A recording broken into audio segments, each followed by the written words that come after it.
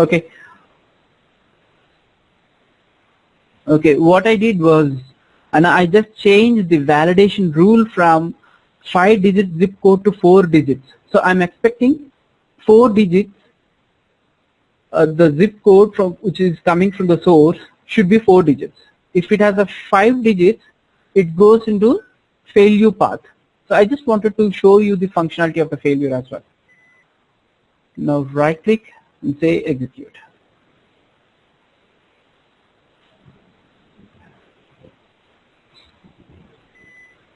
I think someone has asked a question how the job will start, from which particular instance, and where it exactly ends. Maybe Arvind, or I don't know exactly, I couldn't remember that one. So if you could observe this particular message, you could able to find out, and we have the timestamp as well. You could see the type of the instance that is exactly running now. Initially the job has started, and then the print function within your script statement, and then the workflow has come, all the data flows have been executed, and you know it gives the when that particular data flow has started, when the data flow is completed successfully. It gives the time, and then the final script step, and it gives the notifications that the job has been completed successfully. Right. Now go back to your workflow. Click on the data flow. See the validation. I'm expecting failures in this case, friends. So first of all, click on the past records. No records in the past area, because none of the records have passed. All of them have failed because the rule has failed. We are expecting 4 digits in zip code, but the source is giving us 5 digits in each and every record. So there's a failure. The rule has failed here. So Sudhir, I have a question here. Yes, please. See, you reran the complete job again, and what it did is it went and overrode the pass table, right? It deleted the data there. Right. Let's say if I want to keep the data whichever it was written before, can we do that? Is that yes, possible? Yes, we could do that. Yes, it's possible. See, there is an option in your target table. These are all you need to explore, and these are pretty important. All these target options are pretty, it's more important than the transformations. Okay. Right here, it's disabled because we are in a debug mode. I'll tell you once we come out from the debug mode. There is an option called drop and recreate table. Since this is the temporary table, we are every time dropping and recreating the table. And there is one more option top of this one, delete data from table before loading. If you unselect that one, you could achieve what you exactly wanted. Right. So in a failure case, the data services will generate 3 different columns other than your actual source data set. Okay, what are those 3 different columns? One is DI error action. It tells you what exactly the action is, whether it's a failed or key. Okay, it says F. And then DI error column, which column that has failed.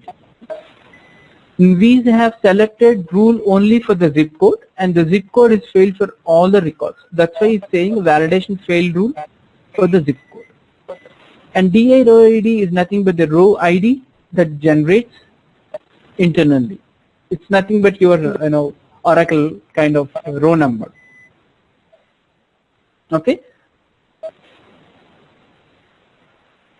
Any questions? Yeah, Sudhir, Yes. Yes, sir. so here you wrote the validation after we loaded the data into the staging area, correct? Right.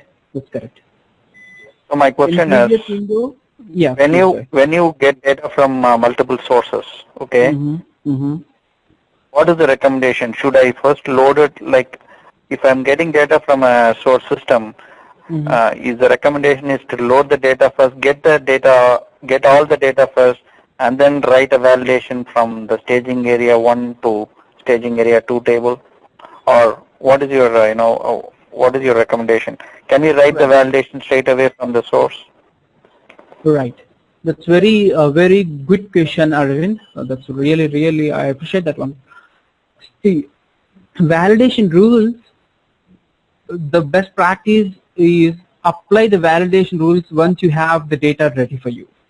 It's not just, when you get the data from your source, if the source data set is very less, okay, if the source data set is very less and the source is available for you every time for your analysis, then only apply validation rules. When you don't have any stage areas, okay, but when you have a stage areas, please leverage a stage area, and this is one of the best practice.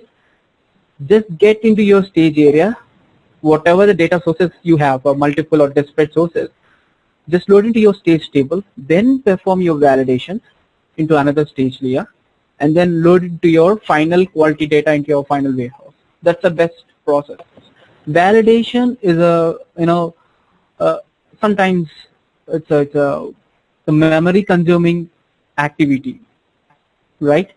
So it's always suggestible when you combine all your sources data and put it in a one place, then apply the validation rules. Okay. If you have a limited data set, limited source data set, you could apply. It's not that you can't apply, you could apply, but the best practice is have the stage ready, then apply your validations and data quality rules. So what if we cannot do any validations under validation transform? Is there any other way we can do it? I told you, right? See, the other way is it's a combination of your query and a case transformation. You could perform the same thing using your case and query. I would say that you could perform that as a separate exercise. Case and query. You could achieve the same thing, but there are flexibilities in using the validation transformation here.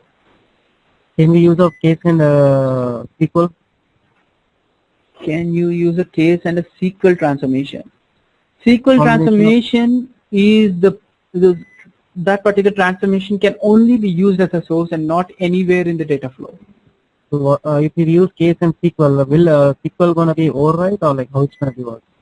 That's what I'm saying. I want to understand the architect, like how it's gonna be behaved. Right. So SQL transformation is just to pull your source data set. You can't use a SQL transformation in between your source and targets. SQL transformation should be used as a source. Oh, you cannot use the SQL transformation anywhere in the data flow. So what if something has to be written in the SQL? I mean, do we have any tab in any of the transformation where we can write the SQL, custom SQL? Sorry, I didn't get you properly. I mean, like, what if these transformations not fulfill the requirement? So, if you want to write in a SQL, then how the things going to be work? I mean, at that scenario. Yeah. That's pretty straightforward. So, if you cannot perform any of the operations, any of the data quality operations, or any other stuff, the flexibility is you could leverage if you have a SQL function ready with you. You could write a perfect query. You can customize your query. Then suggestion is to have a SQL transformation. So that means we can use a SQL transformation. Right. When to use a SQL transformation? See, when you perform all your transformations, let's say you need to perform 10 validation rules, and you perform all your 9 validations using data services, and there is only one validation that you cannot perform using a data validation. Okay, let's forget about the validation. If I use like merge transformation, then can I place a SQL transformation? No, you can't. Oh, no. Okay. So we can SQL use as is only be used as a source, not anywhere in the data flow. Oh, can you tell me the reason, like why it's we cannot use it? I mean, if you don't mind. Definitely, I can explain about the SQL transformations, but my UPS is running low. I may, Oh, okay, I may okay. go off. I will take that question, Sudhir.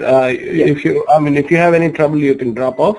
I will take your question, and Raj, I know what you're asking. I will explain you. Yeah, sure. Raj, I think you are thinking in Informatica. You're trying to compare Informatica with data services. Certainly, in Informatica, we have an option in running the SQLs in a query mode or some of the script mode. Here, you can't. do it. No, actually, I'm trying to focusing on the architect level, like how it's like data services behave in a certain scenarios. That's what I want to know it. I mean, like, that's my main Basically, point. you I mean. cannot use a SQL transformation after any other component. It can be Okay. used as a source. It cannot be used in anywhere else. Mhm. Because based on that, If we you can want to get do an that, idea. There is an option, there is an option. There is a beauty in data services where you could perform the embedded data flow. After some transformations, Okay. you could use as a SQL as a source in embedded data flow. But there are other ways around, not in a straightforward way. All these are the advanced questions, my dear friend. We can discuss when we, you can discuss with us personally anytime. Oh, okay, sure. Good. Yeah. Ganesh, I would like to take off. No problem. Thank you, Sudhir. I'll just continue the session. Yeah. It's only 10 Thank more you. minutes. Have a nice day. Is it possible to disable any work, the data flow? There is no option to disable the data flow, but Arvind, I think you are putting your laptop speaker on, so we are echoing.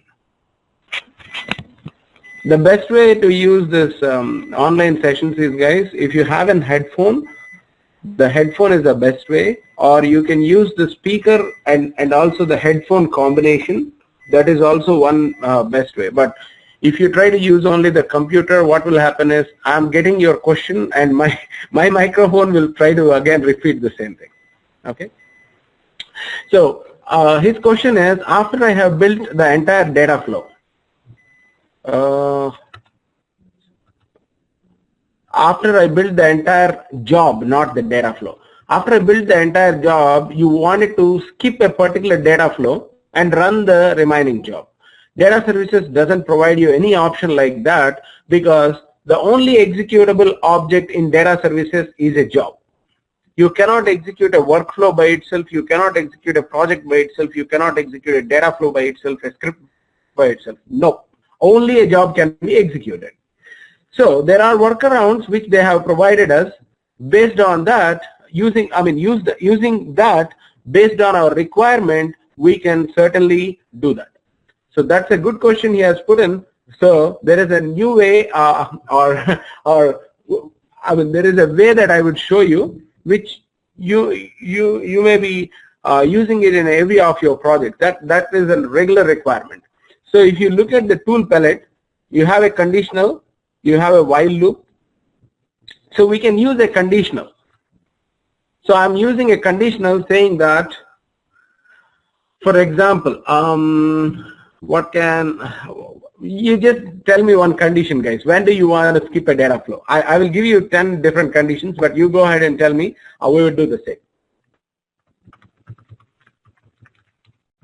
You can say like when regional ID is not equal to 1 or something. Run when region ID is not equal to 1, is it? Yeah. Okay. But you are talking about data that is coming from source. That is not a valid condition actually. Oh, okay. So it is, the condition is more or less like very local to data services you have to make. If you are based on the data, you can still do it. There is no harm. You can still write some script and perform based on the input data. That is absolutely fine. But as a matter of fact, we never used it in that way. Sudhir, are you still controlling my desktop? Because I think it is taking away from me in between. Okay, not really. Okay, so I'm putting a user condition, which means I wanted to run this data flow only on certain day of a week. I don't want every day this data flow should run. I can do that very easily. I can define a global variable.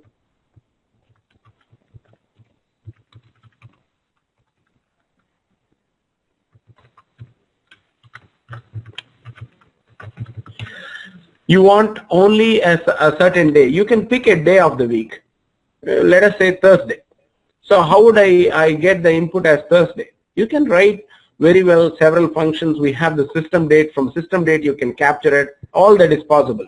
But I'm doing it as a straightforward thing. I wanted to do this only on Tuesday. You can extract this to Tuesday or Wednesday even dynamically, but I'm making it more simpler first to understand, and then we can go into an advanced. So you put an script statement here. The script will say, just if you wanted to skip just in case you don't want it to run because it's not on Tuesday, it's going to skip it. So when it skips it, you can make it a print statement. So I'm just putting a script, not Tuesday. Okay. So I go into the script and you can put a print statement. This is not a Tuesday. I will not run other day. Okay. Now if you run this job, because obviously today is not Tuesday, isn't it? I have to pass the global variable, whatever the value I wanted to pass. Based on that, only this particular data flow will execute. Let us see if it works or not. And one other important thing, guys, whenever you use a global variable like this, you have to define it. Without defining it, how can data services understand that it is a global variable? So let me go and define it. At the variable level, already we have a couple of variables. I'm inserting a new one. That is the one which we started using just today. Varchar of, I'm just giving a number 10. Quick question: Can we dynamically change the values for the local variables? No, you can dynamically change in sense you can make your own script that you can control through a database and then do it, but you cannot dynamically assign a value to local variable from your end. I mean, user cannot interact and then do it, but your script can do it. Okay, got it. Perfect. Now we execute it. While execution, you will see what are all the global variables you have here. So you have the legacy source, you have the file name, you have the file path, and then the G day of the week. If you wanted to input here, let us say I'm inputting a Monday. Typo. So because I'm going to run it for Monday, it obviously will skip and print me a statement. Today is not a Tuesday, folk. I won't run today. If at all it is not doing that, I will see how to force my data services to do that. So it should have printed somewhere. So just let us wait and see. So there are a number of ways that we can configure it. Yeah. You added that in the end, right? I mean the condition. That is correct. Oh, I mean you should add the condition before you execute the job, right? I mean when it starts to run the query before we execute the query, right? I mean. No. 1 second. You see, I'm still running all these data flows. There is no change in them. The only last data flow I changed is this one. So I'm asking only for this data flow. If it is a Tuesday, run this data flow, else skip. And why we got into this mode is there was a question asking me to show how can I skip a data flow or a workflow that is embedded in the job. So I'm trying to show you a use case. If a customer or if the business requirement is run particular data set only on certain day of the week, we can do it like this. So within that workflow regions, does it have that data set? Can you show us? So what is that valid region that is only valid for that condition? Okay, valid region says Sudhir was explaining you one data flow where he has put the validation rules. You see here? So I just try to use the same. Okay. So instead of redefining a new data flow, I just use the existing data flow and put a condition around it so that you can skip if you don't want to execute this. Okay. And I just wanted to show the result, and then we'll call it a day because we're already it's already 8 o'clock, 8:30.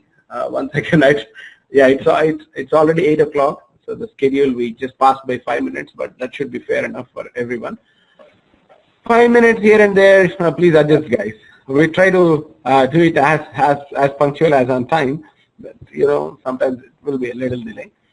So here, this is not a Tuesday. I will not run on other days. Just a print statement I have put in there. So to recap, what we have learned today is it's here. So why am I doing it one by one, really in a slow pace, and all these platform transforms is, by the time we get into the data migration environment, there are pre-built jobs which are being given by SAP. To understand them, you need to be aware of all these transforms. Only then you can understand how the migration happens and how to use the best practice code that is being, best practice packages that are being given by SAP. So we are trying to learn each and everything. And there was a beautiful question asked by Raj, can I use a SQL statement within the flow? And he also asked me one other question saying, why can't we use an SQL statement in between a data flow? I mean, in between the mapping. The reason is SQL transform is the one which fetches data. So if you are already in the flow and you are asking data services to do something else, skipping all this, that is an integrity issue. Then why is data services here? It is pulling the data and you are asking it to override the data by passing a SQL query. But if you wanted to really override, I will show you a way.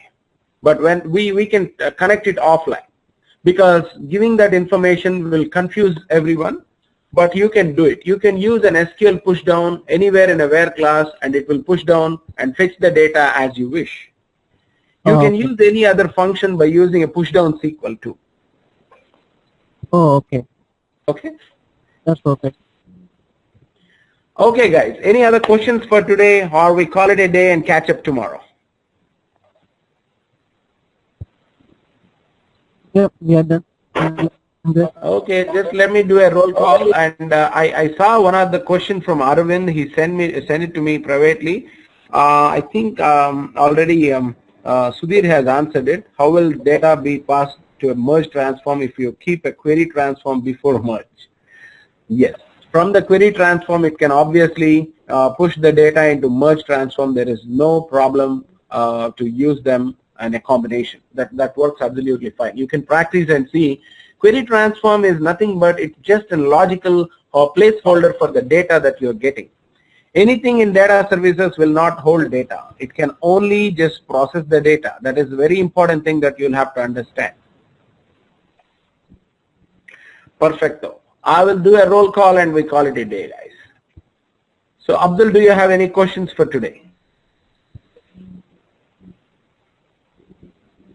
In the mapping, in the flow, in the data flow, in between of the data flow? In between of the data flow directly it is not possible, and you have a way that you can use in a where class. You can use a push down SQL or an SQL. Okay, that's offline one. Okay. Yeah, we will talk. We can talk about that. Okay. And Raju, do you have any other questions? Raju? Whether it is a prompt. Yes. In the reporting world, how the prompt comes up, it is the same as in the ETL world. It prompts you to enter a value. There it is kind of a mandatory thing. If you put a prompt, it will ask you, you have to enter a value. Here it is an optional thing. That is the difference there. Oh, okay, okay. So and one more, yeah. So that's why we are using global variable, correct? Yeah. That is correct. Yeah. Just to make the job dynamic. When you wanted to run the job based on certain conditions, based on your user requirements, based on several business scenarios. I mean, if the scheduler has to run at certain time, the source data must be ready. So you can go and check in the source table. If the data exists, then pull it. You can make any conditionals in there. Oh, okay. And the source, what's the difference between source and the legacy source? Both are same? Legacy source is nothing but it's a term that we use to indicate any of the transactional systems in a company, in an enterprise. Okay. So in general, why they call legacy is these databases would have been existed from the day one they started the business. So when we move the data from source system to target system, the source is indicated, or they use just a terminal or name called legacy system, because the data warehouse is the newest system in their organization. Oh, okay. So both are same, huh? So Legacy system, or you call source system, it is the same. Oh, okay. Thanks, Ganesh. No problem. Then, okay, guys. Thank you for joining us today. We'll catch you tomorrow same time, 6:30 to 8 o'clock California times.